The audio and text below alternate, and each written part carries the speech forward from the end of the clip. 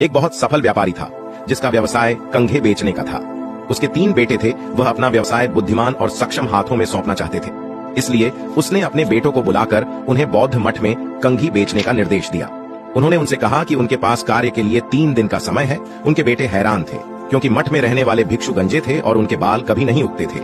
3 दिन के बाद पहले बेटे ने अपने पिता को बताया कि वह केवल 2 कंघे ही बेच पाया हूँ, क्योंकि मैंने उनसे कहा कि पीठ में दर्द होने पर वे उन कंघियों का इस्तेमाल अपनी पीठ खुजलाने के लिए कर सकते हैं। फिर दूसरे बेटे ने आकर बताया कि वह 10 कंघी बेचने में सक्षम हुआ, क्योंकि मैंने उन्हें सलाह दी कि यदि वे कंघी खरीद कर मठ में रखें तो इससे उन तीर्थ यात्रियों को अपने बालों में कंघी करने में मदद मिलेगी, क्योंकि यात्रा के दौरान उनके बाल उलझ सकते हैं। कुछ ही मिनटों बाद तीसरा बेटा आया और उसने बताया 1000 कंघियों बेचने में सक्षम हुआ। उन्होंने उससे पूछा, बेटा तुमने 1000 कंघे कैसे बेचे? तीसरे बेटे ने उत्तर दिया, मैं बौद्ध मठ के गुरु के पास गया और उन्हें विचार दिया, यदि बौद्ध धर्म का ठप्पा लगाकर तीर्थ यात्रियों को उपहार के रूप में दिया जाए, वे अपने बालों में कंघी करते समय दैनिक आधार पर बुद्ध की शिक्षाओं को याद करेंगे